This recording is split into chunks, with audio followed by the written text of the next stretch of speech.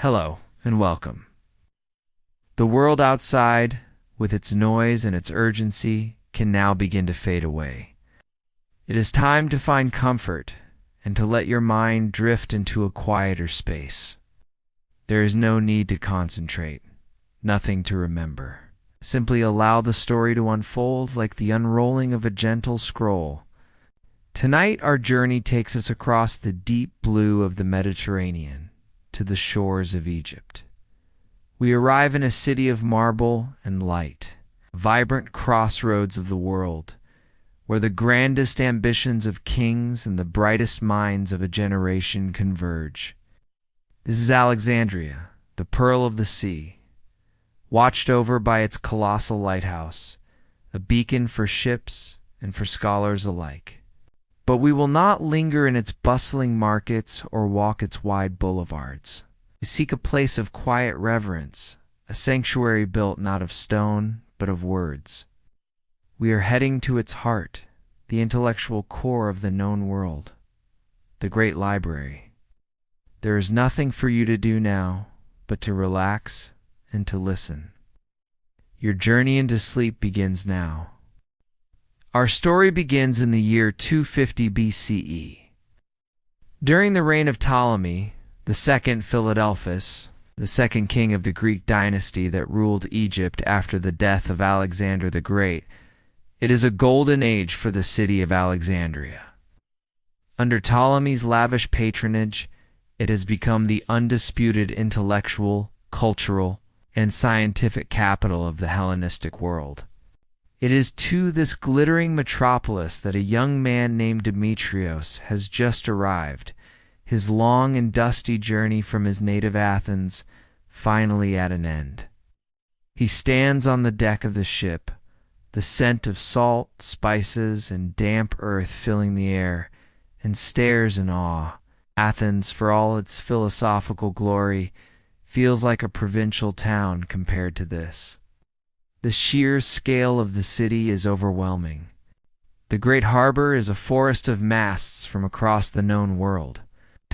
Wide, grid-planned avenues are thronged with a cosmopolitan crowd speaking a dozen languages: Greek, Egyptian, Hebrew, Persian, and dominating the horizon so tall it seems to graze the heavens. It's the Pharos, the great lighthouse, its polished bronze mirrors glinting in the afternoon sun.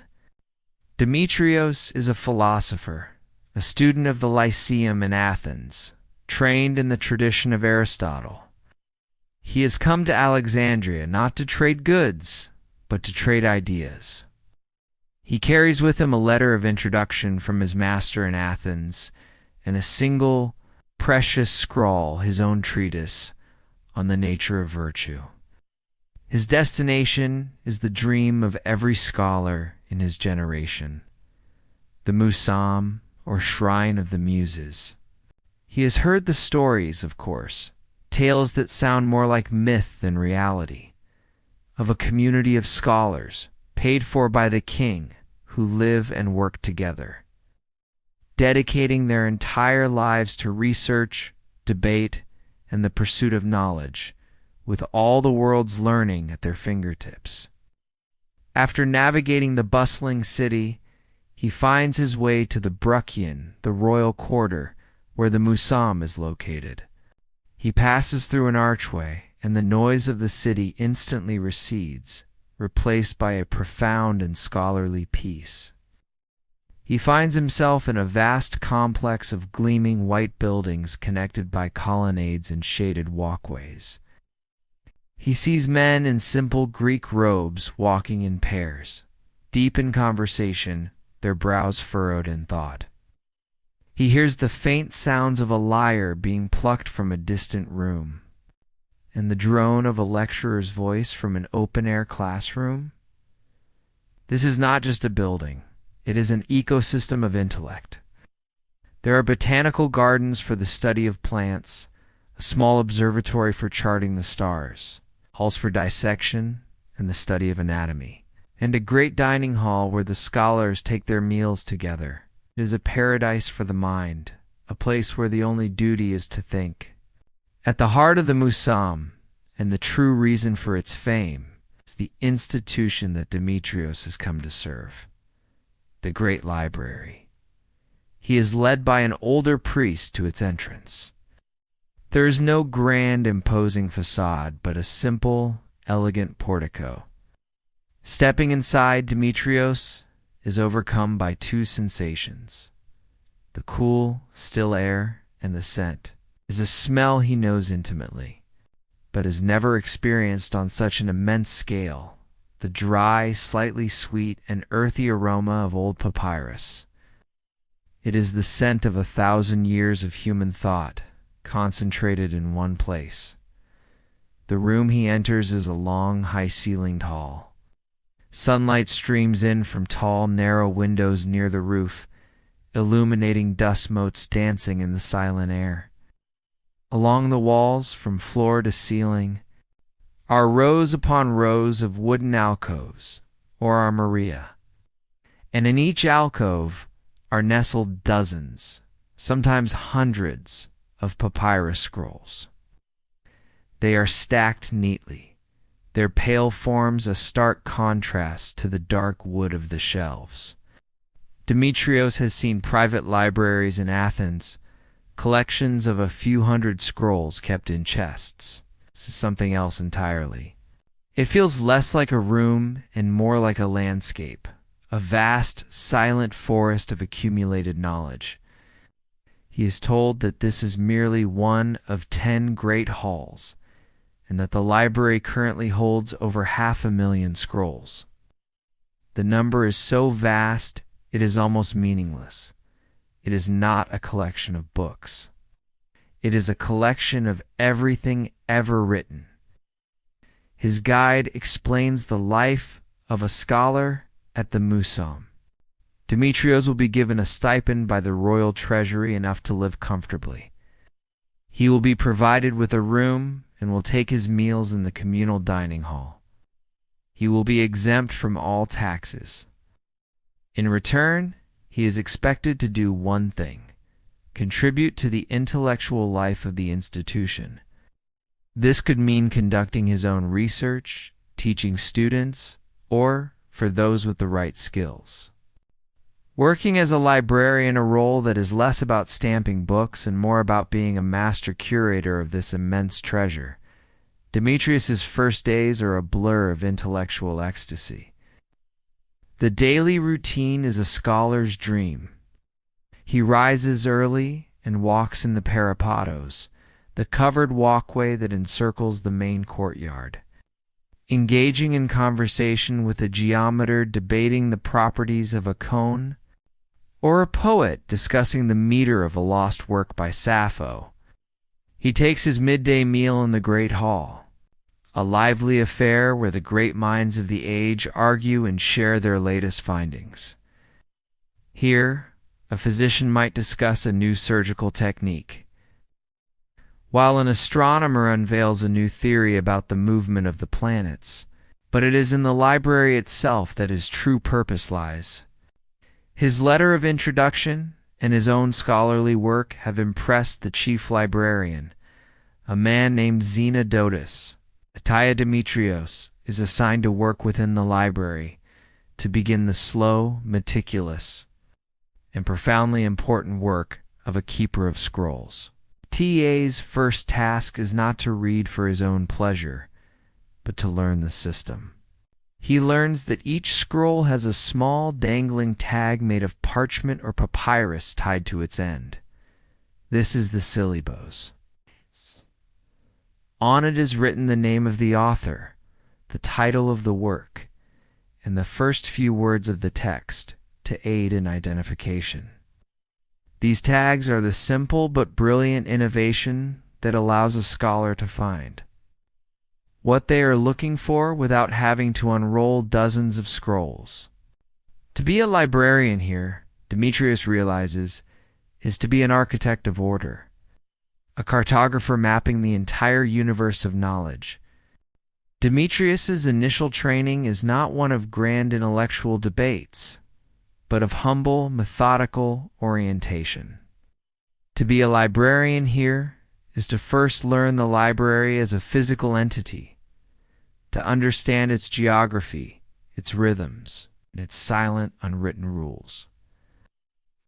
He spends his first few months under the tutelage of a senior librarian named Lycomedes, a quiet, exacting man who has served the Musam for 40 years. Lycomedes is not a philosopher or a poet. He is a master of organization, a man who believes that knowledge is useless unless it is perfectly ordered and instantly accessible. His first lesson to Demetrios is not about the contents of the scrolls, but about the building that houses them. The Great Library, Lycomedes explains, is not a single monolithic building, but a series of 10 interconnected grand halls, each dedicated to a primary division of knowledge. What Demetrios had seen on his first day was merely one of these, the Hall of Poetry. Lycomedes leads him on a slow, deliberate tour. They walk through the Hall of Rhetoric, filled with the speeches of Athenian orators. They pass through the Hall of History, where the works of Herodotus, Thucydides, and Xenophon reside alongside the histories of peoples the Greeks were only just beginning to study.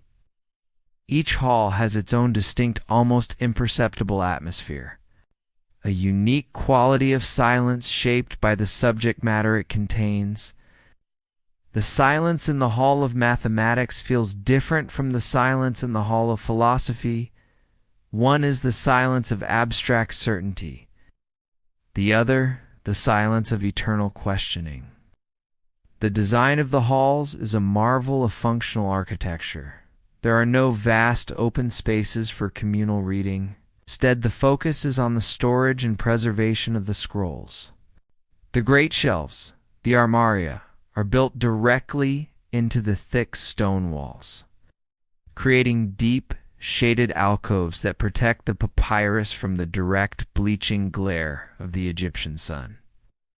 Light enters only through a series of high, narrow windows near the ceiling, angled to provide a diffuse, indirect light that is sufficient for navigating the aisles without harming the fragile materials. Small private reading niches are carved into the walls at intervals, allowing a single scholar to work in quiet isolation, a small wooden table in front of him, the light from a nearby window falling perfectly over his shoulder. Lycomedes teaches Demetrios the intricate system of organization. The system, designed by the first great librarians, is both thematic and geographical. Within the Hall of Philosophy, for example, one large section is devoted to Plato and his followers, another to Aristotle, and smaller sections to the Stoics, the Epicureans, and the Cynics. But within those sections, there is a further subdivision. Scrolls acquired from Athens are stored together, separate from those acquired from Rhodes or Syracuse.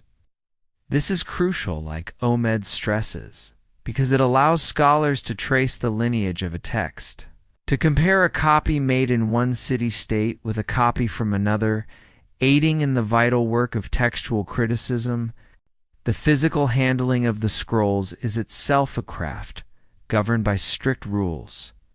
Demetrios learns that a scroll is never to be placed directly on the floor, must always rest on a clean linen cloth or in a designated wooden cradle.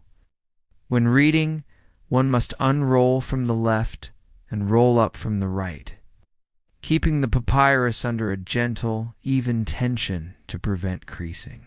It learns the proper way to tie a scroll after reading using a simple linen strip, tight enough to be secure, but not so tight as to crush the delicate edges.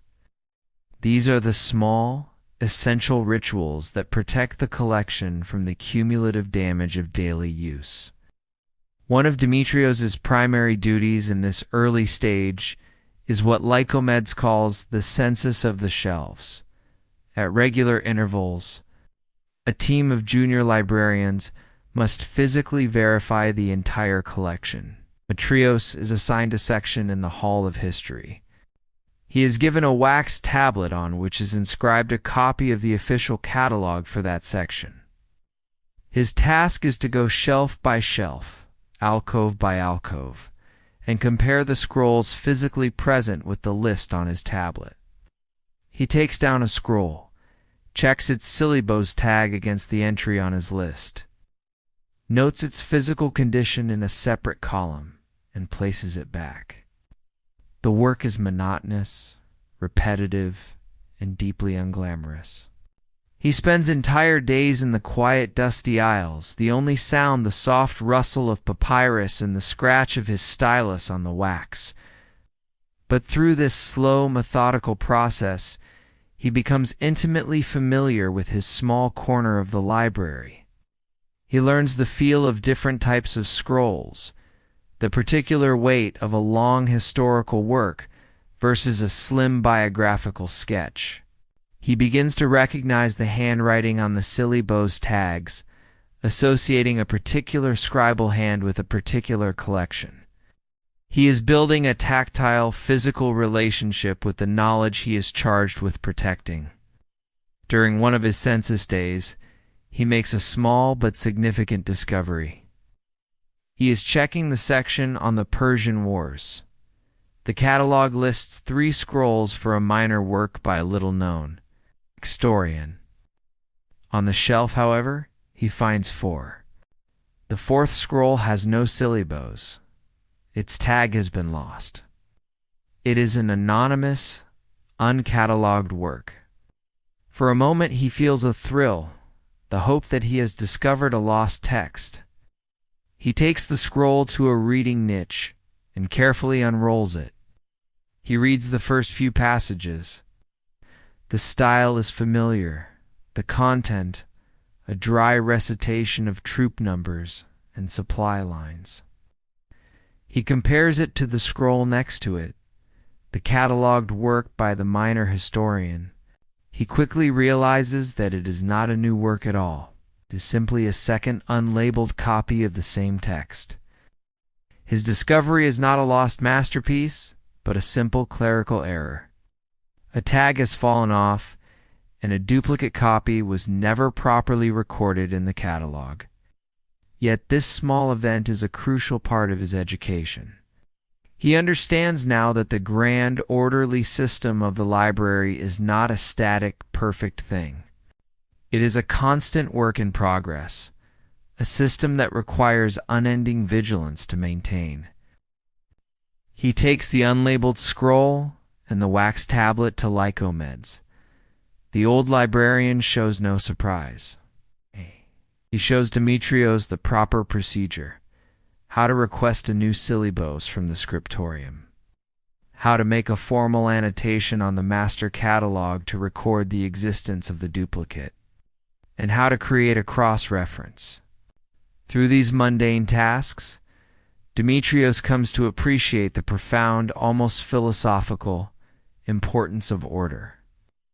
A book without a label, a scroll in the wrong place, is effectively a lost book. Without the patient, invisible work of the librarians, the census takers, the catalogers, the organizers, this vast collection of 500,000 scrolls would be nothing more than a chaotic and impenetrable mountain of words. It is their work, he realizes, that transforms this mountain into a map. A comprehensible landscape of the human mind where any traveler can find their way. The genius of Plato is preserved not just by the existence of his scrolls, but by the fact that a librarian can find them when they are needed. Having learned the physical layout of the library and the strict protocols for handling its treasures, Demetrios is now deemed ready for the next stage of his training. This is the true intellectual work of a junior librarian, the task that separates a mere custodian from a genuine scholar. He is brought to the receiving room, the library's busy antechamber, where a newly arrived crate of scrolls, seized from a merchant ship from Rhodes, has been opened. It is a chaotic jumble of human thought, His assignment is to take this raw, unordered collection and prepare it for entry into the ordered universe of the library. Begins by carefully lifting the first scroll from the crate. It is of a modest size, tightly rolled and sealed with a simple clay stamp, now broken. With the patience of a craftsman, he begins to unroll it. Inch by inch, his fingers gently coaxing the ancient fibers to relax. As the text is revealed, he reads, his eyes scanning the columns of Greek script. The language is poetic, the meter iambic, trimeter, the classic form of Greek tragedy. He continues to unroll the scroll until he reaches the very end, where scribes traditionally place the title of the work in the author's name. His eyes find the words he was hoping for, Oedipus at Colonus, by Sophocles. It is a known work, but every new copy is a potential treasure. This could be an older version with fewer scribal errors than the ones the library already possesses. His duty is clear. He takes a clean sheet of papyrus and begins to work on the scroll's official record, noting its author, title, and classification. Poetry, subcategory tragedy. The next scroll he pulls from the crate presents a greater challenge. As he unrolls it, he finds dense, closely argued prosa, philosophical treatise. But when he reaches the end, there is no title. There is no author's name. It is an anonymous work. This is where the true erudition of a librarian is tested. Demetrios must become a detective. He begins to read the text closely, searching for clues. The dialect he notes is Attic Greek, but with certain turns of phrase that suggest it was written in the early 4th century BCE. The subject matter concerns the ideal state and the nature of justice. The arguments remind him strongly of Plato, but the style is less polished. After much deliberation and comparison with known works, he makes a scholarly judgment. He believes it to be a work by Speusippus, Plato's nephew. On its record, he writes, author, Speusippus, attributed, title, on justice, classification, philosophy. The brackets indicate his own scholarly additions. He has rescued the work from the oblivion of anonymity. Day after day, he works his way through the crate. Each scroll is a new world, a new puzzle.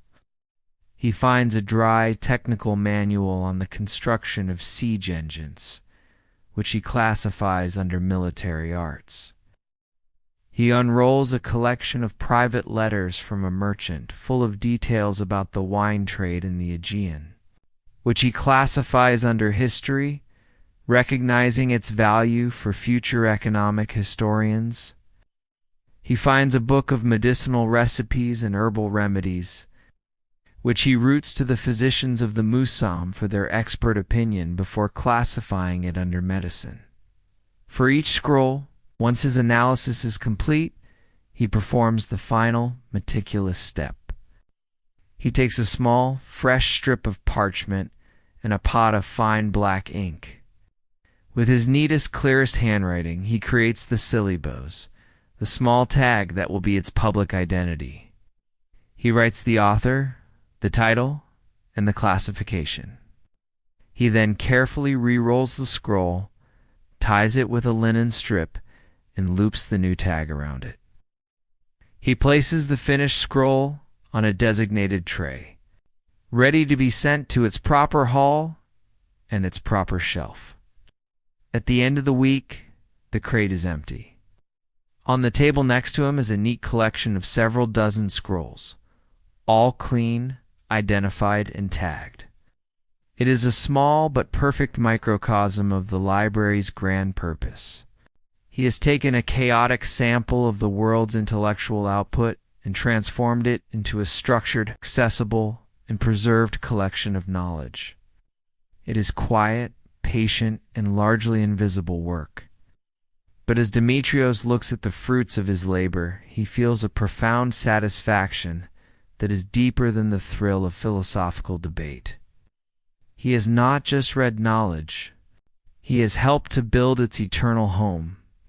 Having proven his scholarly acumen in the receiving rooms, Demetrios is now initiated into one of the most critical functions of the Great Library, the purification of knowledge itself. The library's ambition was not merely to collect every book, but to establish the most perfect and authentic version of every text.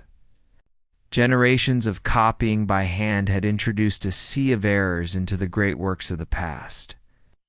The scholars of Alexandria saw this corruption as a disease of the intellect, and they appointed themselves its physicians. The chief librarian, Zenodotus, leads Demetrios to a private study. On a large table, 3 scrolls are laid out. They are all purported to be the same work, a collection of lyric poems by Sappho of Lesbos. One came from her native island, another from Athens, and the third from Syracuse. No 2 are identical, Zenodotus states simply. Your task is to collate them, to weed out the mistakes, and to produce a single, authoritative text from which all future copies will be made. You are to restore the true voice of the poet. This is a task of immense scholarly gravity. Demetrios arranges the 3 scrolls side by side, unrolling the first few feet of each. On a separate wax tablet, he will note every discrepancy. The work is painstakingly slow. He reads the first line of a poem from the Lesbian scroll, then the same line from the Athenian, and the same from the Syracusan. He moves to the second line. In the Athenian scroll, a single word is different. A common synonym has been substituted for a rarer, more archaic word found in the other 2. This is his first act as a textual critic. He must make a judgment. The rarer word is in the Aeolic dialect that Sappho herself would have spoken. The more common word is Attic, the dialect of Athens. It is almost certain that an Athenian scribe hundreds of years ago substituted the familiar word to make the text easier to read. It was a simplification, and therefore a corruption. Demetrios notes that the original Aeolic word must be preserved. He is an archaeologist of language, digging through the layers of accumulated history to find the authentic artifact beneath. He continues this process for days. Line by line, he compares the 3 versions. He finds a line that is present in 2 of the scrolls but completely absent from the third. Was it accidentally omitted by a tired scribe, or was it a later addition? He analyzes the meter and style and concludes the line is authentic. Its omission was likely an error. Later, he finds 3 extra lines in the Athenian scroll that feels stylistically alien. This, he deduces, is a later interpolation, an addition that must be excised. After weeks of this intense, focused labor, he takes a fresh sheet of high-quality papyrus and begins to write out his master copy. The restored text of Sappho's poems as he has determined it should be. Once his master copy is complete and has been reviewed by Zenodotus, the next stage begins, creating the official library edition. Demetrios takes his scroll to the scriptorium, a hall filled with the quiet collective industry of professional copyists. The sound is a gentle, rhythmic scratching of reed brushes on papyrus. He gives his instructions to the overseer.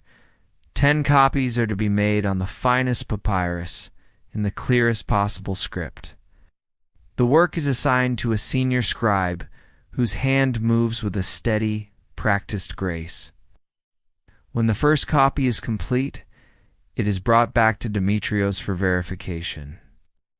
A second scholar joins him and reads the master copy aloud, slowly and clearly, word by word. Demetrios follows along on the new copy, his eyes scanning the lines, ensuring not a single character is out of place. They find no errors. The copy is perfect. These new scrolls are now the official Alexandrian edition of Sappho's poems. They are tagged and shelved. The older, flawed versions are not discarded but preserved in a separate archive as a record of the scholarly work. Demetrios feels a sense of accomplishment that is almost holy. He has not just cataloged knowledge, he has actively restored and purified it, rescuing the authentic voice of a great poet from the noise and error of time. Demetrios' work on the poems of Sappho instills in him a deep appreciation for the purity of the Greek language and the sanctity of its literary heritage. He sees his role and that of his colleagues as the careful preservation of this perfect intellectual flame. But the ambition of the Ptolemaic kings, and therefore the ambition of the library itself, extends far beyond the borders of the Hellenic world. Ptolemy II Philadelphus is not content to be the custodian of Greek wisdom alone. His grand, almost divine ambition is to be the custodian of all human wisdom.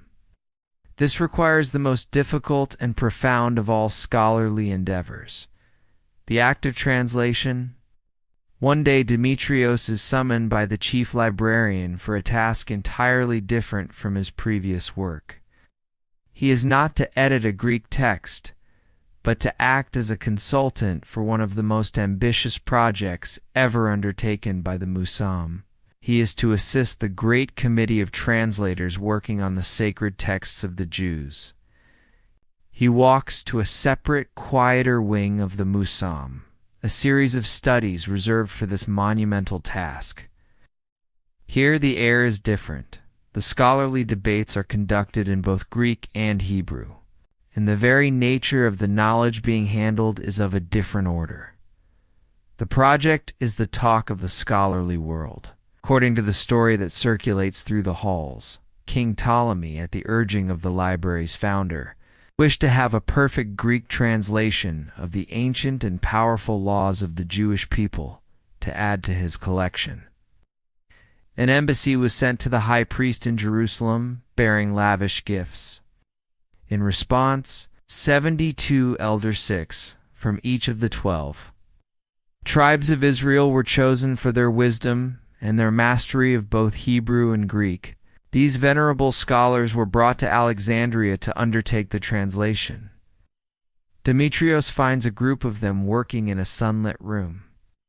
A long papyrus scroll of Hebrew scripture unrolled before them, and a fresh sheet of papyrus next to it, where the Greek text is slowly taking shape.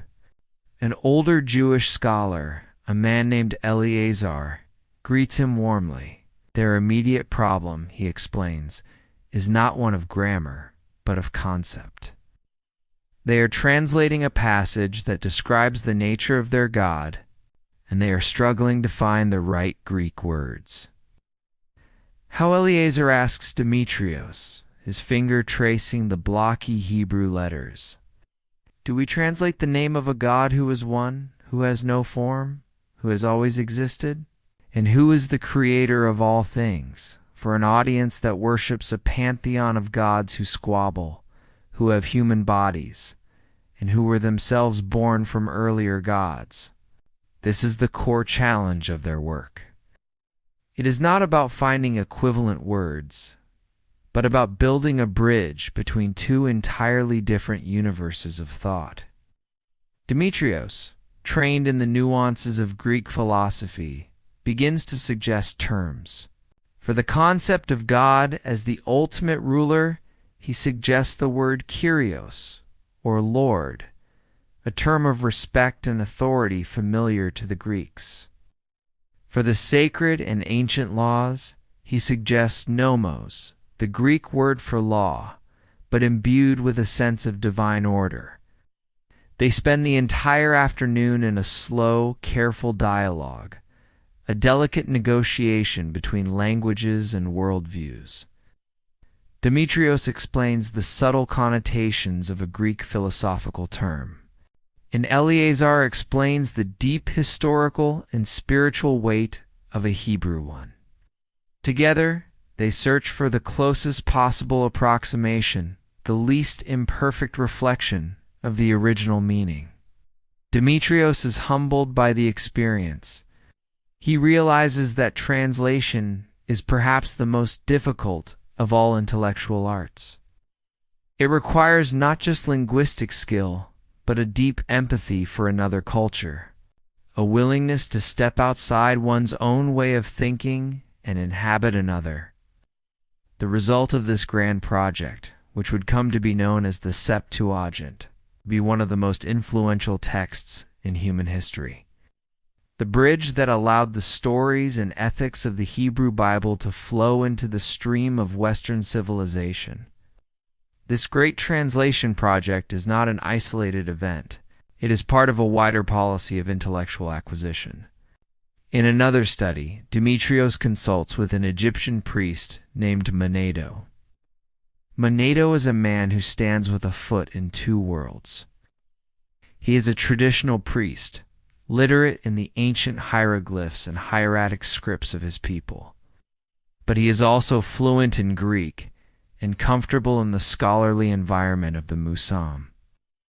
At the king's request, he is engaged in a monumental work, compiling the entire sprawling history of the Egyptian pharaohs into a single, comprehensive text written in Greek. He shows Demetrios his methodology. He is consulting the ancient king lists from the temple archives at Abydos in Karnak, deciphering the hieroglyphic records of thousands of years of Egyptian history. His great challenge is to organize this vast and sometimes contradictory material into a coherent narrative that a Greek reader can understand. His brilliant solution is to group the long line of kings into dynasties, a system he invents that is so clear and logical it is still used by historians to this day. Demetrios helps him with questions of Greek prose style, suggesting ways to structure his narrative to make it more compelling for his intended audience. Demetrios feels a sense of awe as he watches Manetto work, realizing he is helping to translate not just a language, but the entire history of a civilization. In the same wing of the library, another scholar, Berossus, a priest of Bel from Babylon, is engaged in a similar task. He is translating the great literary and scientific works of Mesopotamia into Greek. He is writing down the Babylonian creation epic, the Enuma Elish, and the story of the Great Flood from the Epic of Gilgamesh. He is also translating the vast archives of Babylonian astronomical observations, records of the movements of the planets and stars stretching back over 1,000 years. This raw data is a priceless treasure for the Greek astronomers and astrologers working at the Musam. Demetrios leaves the translation wing at the end of the day, his mind reeling. He had come to Alexandria thinking it was the great center of the Greek world. He now understands that its ambition is far greater. The library is a crucible, a place where the knowledge of the great civilizations of the world, Greek, Egyptian, Jewish, Mesopotamians, being brought together for the first time. It is an attempt to create a single, universal library of the human mind, to translate all of human experience into a common language of scholarship. The quiet, patient work of these translators, he realizes, is perhaps the most important work of all. They are the weavers, spinning the disparate threads of human wisdom into a single, magnificent tapestry. Demetrius's work, whether it is purifying a Greek text or consulting on a foreign translation, immerses him daily in the sheer, overwhelming scope of the library's collection. After years of service, The institution is no longer a series of abstract concepts to him, but a familiar landscape, a second home whose every region he knows by heart. To truly understand his life is to walk with him through these halls, to survey the vast intellectual territory that he inhabited day after day. His morning might begin with a request from a visiting scholar, a poet from Syracuse who wishes to study the complete works of Aeschylus, the father of tragedy. This takes Demetrios to the first of the great halls. It's the one dedicated to poetry and drama. He walks past the shelves dedicated to Homer, containing not just dozens of copies of the Iliad and the Odyssey, but also a vast collection of scholarly commentaries and essays on the epics written by his own colleagues. He moves deeper into the hall, to the towering shelves holding the works of the great Athenian playwrights. Here, in row upon row of numbered alcoves, rests the entire dramatic output of a golden age. He finds the section for Aeschylus and retrieves the requested scrolls. The Persians. 7 against Thebes, the entire Oresteia trilogy. He knows that for many of the plays stored here, the library holds the only complete copies in existence. He passes the section for Sophocles, with its tales of Oedipus and Antigone, and the larger section for Euripides, the most prolific of the tragedians. He sees the comedies of Aristophanes, their sharp political satire, a striking contrast to the solemnity of the tragedies. It is the entire theater of Athens, resurrected on papyrus. His next task might take him to an adjacent hall, where the atmosphere is more sober, more analytical. This is the Hall of Philosophy. Here Demetrios walks among the giants whose ideas shaped his own mind. An entire wall is dedicated to the works of Plato, his dialogues meticulously copied and arranged. Beside him, in an equally vast section, are the works of his student, Aristotle. This collection is particularly precious, as it is believed that Aristotle's own personal library formed the original nucleus of the Great Library itself. Here are his treatises on logic, ethics, politics, physics, and biology, a complete system for understanding the world through reason. But the collection is not dogmatic. On the opposing shelves, Demetrios can find the works of other philosophical schools, the Stoics, the Epicureans, and the Cynics. The hall is a silent, eternal debate between the greatest minds of the ages. Later in the day, a physician from the medical school might ask Demetrios to locate a specific text. This leads him to the halls of science and medicine. He enters the section on mathematics and sees the scrolls of Euclid's Elements, a work that would define the study of geometry for 2,000 years, written by a scholar who had walked these very halls a generation earlier. He proceeds to the medical section, an enormous collection dedicated to the healing of the human body. He locates the Hippocratic corpus, with its detailed case studies and ethical principles. He also walks past the restricted section, containing the anatomical studies of Aristophanes and Erasistratus. These Alexandrian physicians, with the sanction of the Ptolemaic kings, were the first in history to perform systematic dissections of human bodies, and their scrolls contain detailed first-hand descriptions of the nervous system, the brain, and the heart. Each hall is a universe unto itself, a complete discipline of thought. And yet, the library's ambition was greater still. Demetrios walks to the hall that, to him, represents the true soul of the institution, the Hall of Foreign Works, where the great translation projects are housed.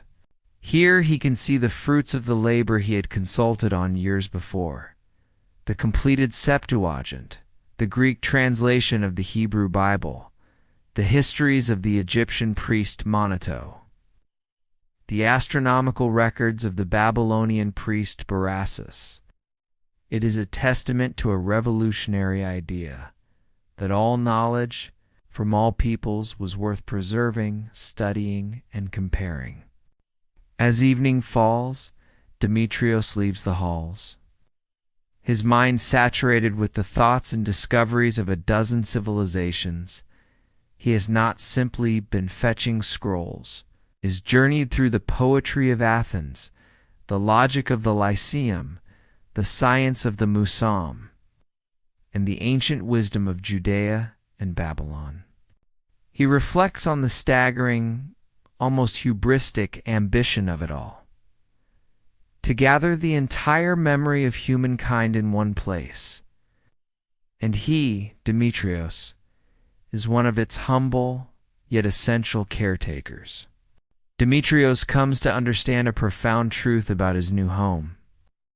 The Great Library is not a silent warehouse for the thoughts of the dead.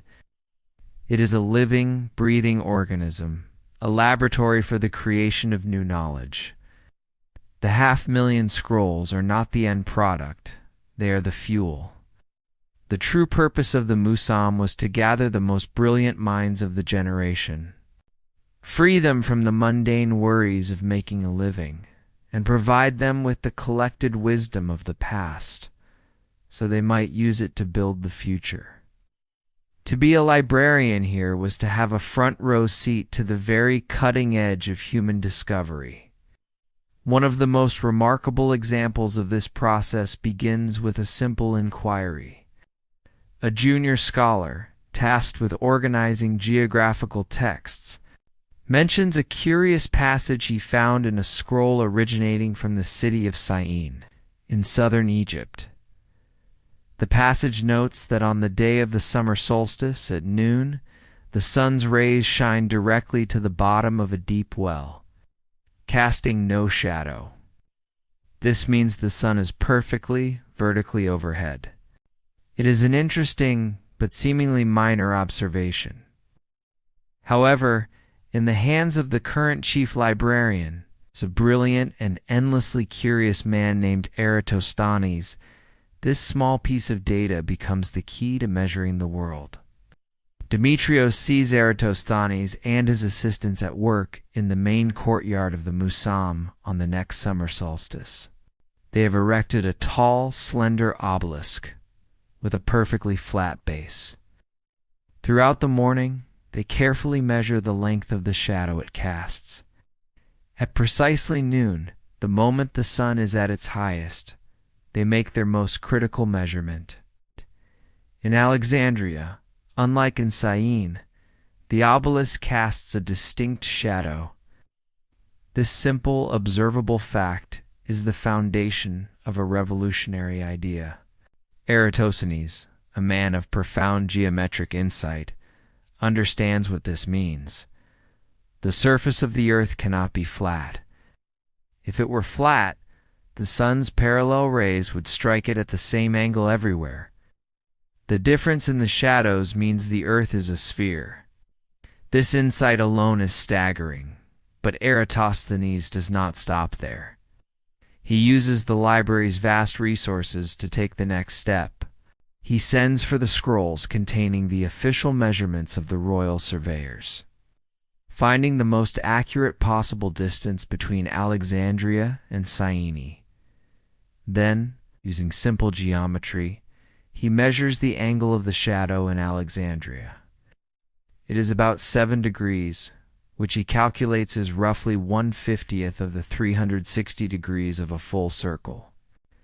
The final piece of logic is one of breathtaking simplicity. If the distance between the two cities corresponds to 1/50th of the Earth's curve, then the total circumference of the Earth must be 50 times that distance. When Eratosthenes performs the calculation, the result is a figure of astonishing accuracy, a measurement of the entire planet that is remarkably close to what we know today. Demetrios is profoundly humbled.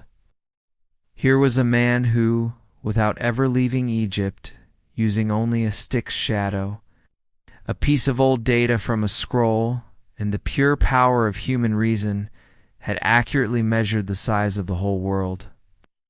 This, Demetrios realizes, is the true purpose of the library. The spirit of inquiry that Eratosthenes embodied was not limited to the study of the cosmos. It permeated every field of study at the Museum. The library was not just a place for theoretical knowledge, but for practical invention. This was most apparent in the work of the engineers and mathematicians who studied mechanics. Demetrios, whose own expertise was in philosophy and literature, was endlessly fascinated by their creations, which seemed to blur the line between science and magic. He often visited the workshops where these scholars built models to test the principles they read about in the ancient scrolls. Here he witnessed demonstrations of the incredible ingenuity of a man named Hero of Alexandria. Hero was a master of pneumatics, hydraulics, and mechanics, and he delighted in creating devices that automated motion. Demetrios watched, amazed, as Hero presented his olopile, the simple steam engine. But this was only one of Hero's many wonders. He designed elaborate automata for use in temples, where the opening of a door would trigger a cascade of movements. Figures would move, trumpets would sound, and libations would be poured, all powered by a hidden system of weights, ropes, and water pressure. He even invented the world's first vending machine, a large urn that, when a coin was inserted, would dispense a set amount of holy water. These were not mere toys. They were applications of physical principles, demonstrating a mastery of the natural world that was as profound as any philosophical treatise. The library's network extended far beyond its walls, its scholars maintaining a lively correspondence with the great minds in other cities. The most famous of these correspondents was the genius of Syracuse, Archimedes. Though he rarely visited Alexandria himself, he sent his treatises to be stored in the library and debated by his peers. In the dining hall, Demetrios would listen as the latest letter from Archimedes was read aloud, its dense mathematical proofs sparking days of intense discussion. He heard the story of Archimedes' famous Eureka moment, when he discovered the principle of displacement in his bath, allowing him to determine the purity of the king's golden crown. Demetrios himself had the opportunity to study one of Archimedes' own scrolls, a mind-bending work called the Sand Reckoner. In it, Archimedes set out to disprove the common assertion that the number of grains of sand on all the beaches of the world was infinite. To do so, he first had to invent a new system for expressing colossal numbers, as the Greek system was insufficient for the task. He then calculated the volume of the known universe according to the astronomy of his day, and proceeded to calculate, step by logical step, the number of grains of sand it would take to fill it completely. The final number was so vast it was almost incomprehensible, yet Archimedes had captured it with the pure power of mathematics. Reading the scroll, Demetrios felt the boundaries of his own mind expand. The library, he realized, was not just collecting the world's knowledge, but also redefining the very limits of what was possible to know. Nowhere was this pushing of boundaries more radical and controversial than in the field of medicine. The library's collection of Hippocratic texts was the finest in the world. But the scholars of Alexandria were not content to simply read the old masters. Under the unique protection and patronage of the Ptolemies, who were fascinated by scientific inquiry, the physicians of the Museum were permitted to do something that was a profound taboo in the rest of the Greek world: the systematic dissection of human bodies. Demetrios heard the whispers about the work of Herophilos, who was known as the father of anatomy, in a special restricted part of the museum. Herophilus and his students were given the bodies of deceased criminals for their research. For the first time in history, a physician could look directly at the internal landscape of the human form. The discoveries they made were revolutionary. Prior to this, doctors had to guess at the body's inner workings based on the study of animals. But Herophilus, through direct observation, was able to describe the human body with stunning accuracy. Demetrios read the scrolls that emerged from this research, his mind a mixture of awe and trepidation.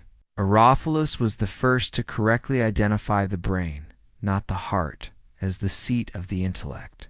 He described the cerebrum and the cerebellum, and traced the pathways of the nervous system, distinguishing between sensory and motor nerves. He described the liver, the pancreas, and the eye in detail. He studied the beating of the heart, analyzing the pulse and using a water clock to measure its frequency. He was the first to understand that arteries did not contain air, as was previously believed, but that they carried blood from the heart to the rest of the body. This was knowledge of a new and powerful kind.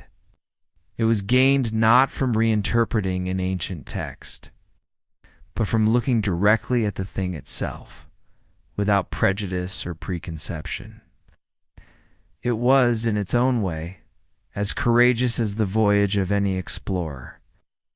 Demetrios understood that this fearless spirit of inquiry was the true engine of the library. The scrolls were the starting point, the foundation upon which new knowledge was built, but it was the collection of living, breathing, questioning minds, the geographers, engineers, the mathematicians, and the physicians that made this place the most intelligent and innovative spot on the planet. The library was not just a place where knowledge was stored, it was a place where it was made.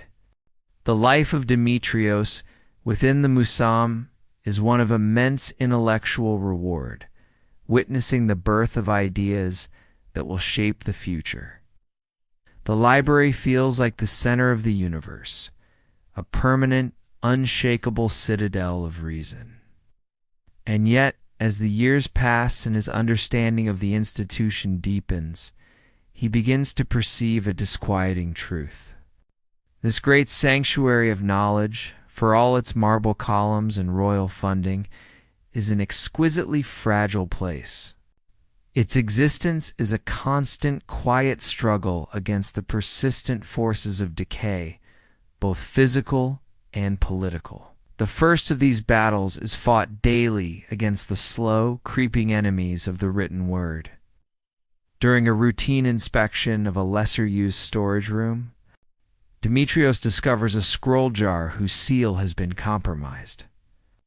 Inside, a treatise on botany by Theophrastus has been ruined by moisture, the ink blurred into illegibility, the papyrus fibers blackened by mildew. A small fraction of the world's knowledge has been silently extinguished. This is a constant threat. The librarians are in a quiet, unending war against the very laws of entropy. Using cedarwood oil to deter insects and constantly checking for the slightest hint of damp. The most terrifying physical threat, however, is fire. The library is a tinderbox of hundreds of thousands of dried papyrus scrolls. A single stray spark, a dropped oil lamp, could ignite a blaze that would be impossible to control. This fear is woven into the very regulations of the library. Open flames are strictly forbidden within the main halls. All reading after dark is relegated to special, stone-floored antechambers. On dry, windy nights, Demetrios sometimes imagines the horror of a fire, the sound of crackling papyrus consuming the voices of Homer and Plato, a nightmare that haunts the quiet dreams of every librarian. But the physical threats, as constant as they are are perhaps less dangerous than the human ones. The Great Library is not a self-sustaining republic of letters. It is a royal institution, entirely dependent on the patronage of the Ptolemaic kings. Demetrios has thrived under the reign of Ptolemy II, a true lover of knowledge. But kings are mortal. Demetrios observes the young heir and notes that his passions seem to lie more with military parades than with the quiet debates of the Musam. Whispers begin to circulate. Will the new king be as generous? Will he divert funds from acquiring scrolls to raising a new legion? Entire intellectual paradise exists by the grace of a single, powerful family. This political precarity can also manifest on a more personal level. The world of academia is rife with intense rivalries. Demetrios witnesses a bitter dispute between two senior scholars that spills into the royal court. One of them makes a political misstep and offends a favorite of the king. Within a week, the scholar is quietly dismissed from his position and exiled to a remote town. His access to the library is revoked, cutting him off from his life's work. The incident is a stark reminder that the freedom of thought within the Musam has its limits, and those limits are set by the king. As he finishes his day and walks through the great silent halls, Demetrios looks at the endless rows of scrolls with a new, more profound understanding. He sees them not as a permanent, eternal collection, but as a beautiful, fragile garden.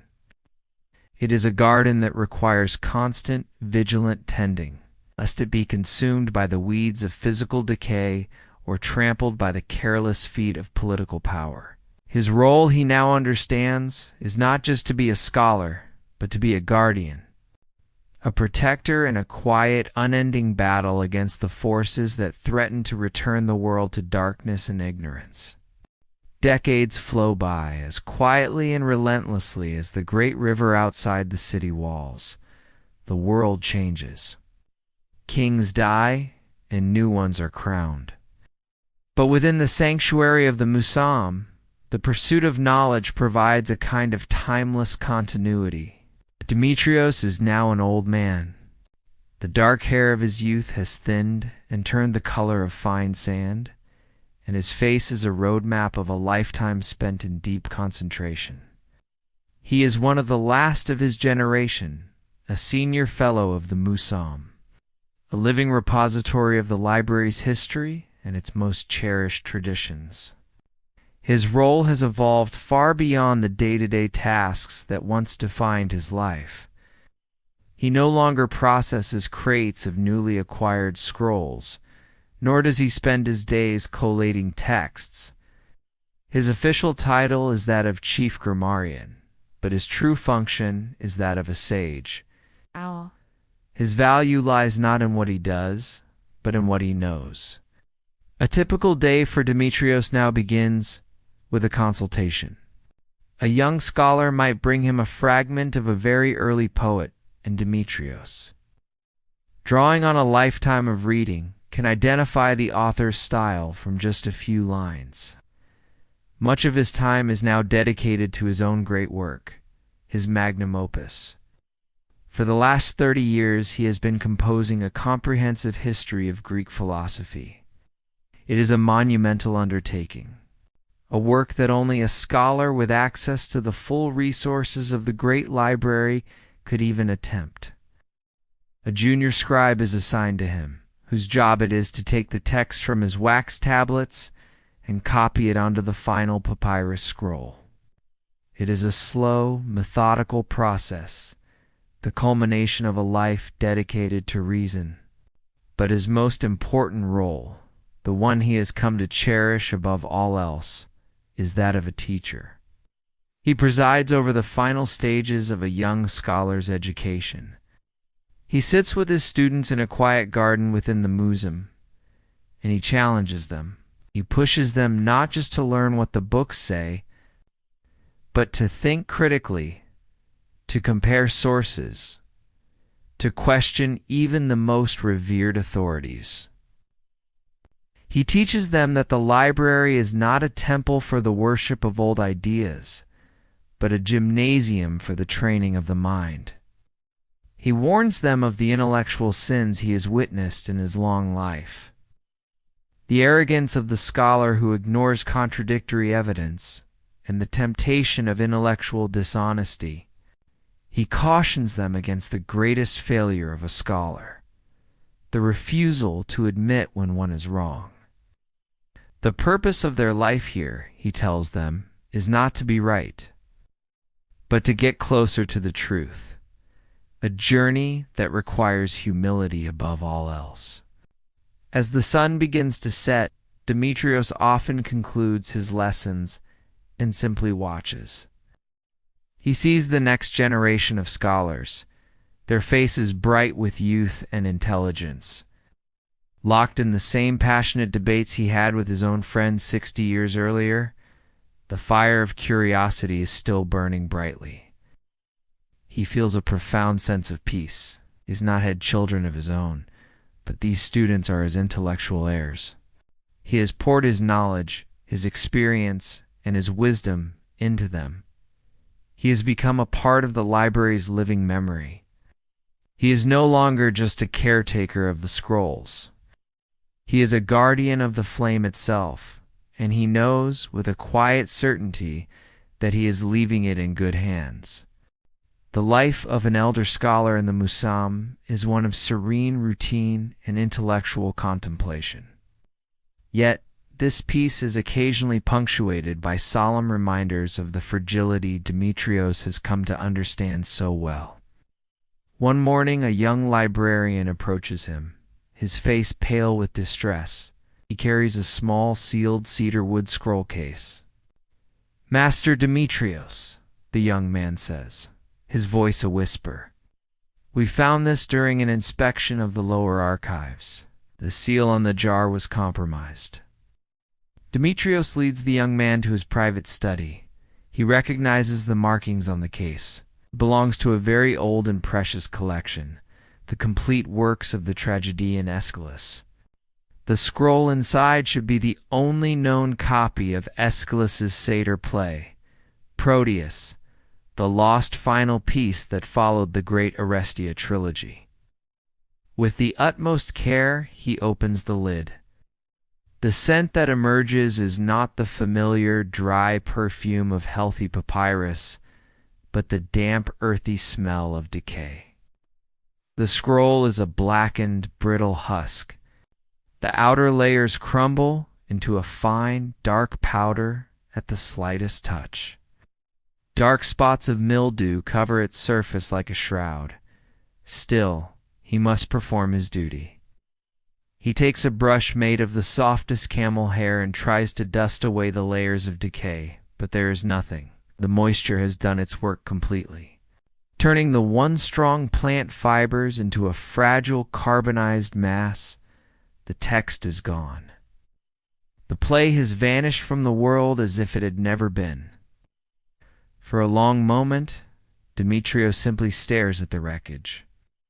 He feels a profound and quiet sorrow, a grief that is unique to his profession. It is the sorrow of irretrievable loss. Now, he must perform the saddest ritual of a librarian. He walks to the central hall where the great catalogue, the Pinax, is kept. He finds the entry, Aeschylus of Athens, Proteus, satyr play, one scroll. He calls for the official ledger where all permanent changes to the collection are recorded. With a steady hand, Demetrios takes up his reed brush. Next to the entry for the Proteus, he dips his brush not in the standard black ink, but in the somber red reserved for final, irreversible declarations. He writes a single, devastating Greek word. Iphtarte, it is destroyed. His final task is to retrieve the scroll's syllabos, its small identification tag, from the master file. The tag is perfectly preserved, the ink on its small piece of parchment still clear and sharp. He takes the tag and walks to the archive of lost works, a library of ghosts. He opens a box labeled Tragedy and places the small tag for Proteus inside, among the names of other lost plays. The library has acknowledged its failure to protect this piece of its collection. This event crystallizes the melancholic wisdom of his old age. The mission of the library, he understands, was a beautiful, noble, but ultimately impossible one. They had tried to build a fortress against time, but time could not be defeated. The Great Library was not a perfect, immortal archive. It was a dike, a temporary and heroic barrier erected against the vast, dark ocean of forgetting. And every so often the ocean would claim a small piece. His job was to stand watch over the light of knowledge, to protect it and to mourn with the quiet dignity of a scholar. When a small part of that light inevitably flickered and went out, the discovery of the lost Aeschylus scroll casts a long, quiet shadow over Demetrius's remaining days. He grapples with a profound sense of potential futility. If even in this great sanctuary, knowledge can turn to dust, what was the ultimate purpose of his long and laborious life? Was he merely a custodian of dust? A curator of a collection whose eventual disappearance was an absolute certainty? The answer, when it comes, arrives not in a flash of insight, but in a simple, everyday observation. One afternoon, he is watching a group of young scholars preparing to depart. Returning to their homes in cities across the Mediterranean, as they hoist their travel packs, Demetrios notices that each of them carries a small, carefully protected wooden chest filled with new papyrus scrolls. They are not carrying the ancient, priceless originals from the library's collection. They are carrying the copies they made in the scriptorium, the notes they took during lectures, and the treatises they wrote themselves. In that simple moment, the entire purpose of his life's work becomes clear to him. He has been thinking of the library as a fortress, a vault designed to lock knowledge away. But he sees now that he was wrong. The Great Library was never meant to be a fortress. It was a wellspring. Its purpose was not to hoard knowledge, but to pump it out into the world. To spread it so far and wide that the loss of any single scroll, however tragic, would not be a fatal blow. He thinks of the scholars themselves. The hundreds who had passed through the Masam over the last century were living libraries. Each one a vessel carrying the seeds of Alexandrian knowledge back to their homeland. Recalls a brilliant young man he had mentored decades earlier, a student from the distant shores of Gaul. That student had spent 5 years in Alexandria obsessively studying the works of Euclid and Archimedes, and had since founded his own small school, teaching the principles of Greek geometry to a new generation.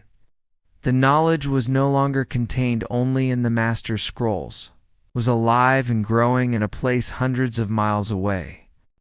The loss of the Proteus scroll was a tragedy. But what of the ideas contained in all the other scrolls they had escaped? They had been copied, translated, debated, and taught. They had been absorbed into the minds of thousands of scholars and had been carried to every corner of the known world. They were no longer dependent on the survival of a single piece of papyrus in a single city. They had become part of the great flowing river of human conversation. With this realization comes a profound and lasting peace. Demetrios understands that his life has not been a futile battle against decay.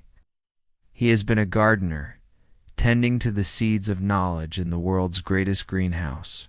His purpose was not to preserve the individual seeds forever, but to nurture them until they could be scattered by the wind, to take root in new and distant soils. The physical library might one day fall, but the light it has ignited the commitment to reason. The spirit of critical inquiry cannot be extinguished. His life's work was safe, not because it was locked away, but because it had been shared. Our journey to the Great Library of Alexandria is now at an end. Quiet footsteps in the marble halls, the gentle rustle of the papyrus scrolls, and the low murmur of scholarly debate now fade into silence. The story is told. The knowledge has been shared. There is nothing left for you to do but to let go, to allow the quiet of the ages to deepen your rest. Let your mind drift on the great dark river of sleep. Rest well.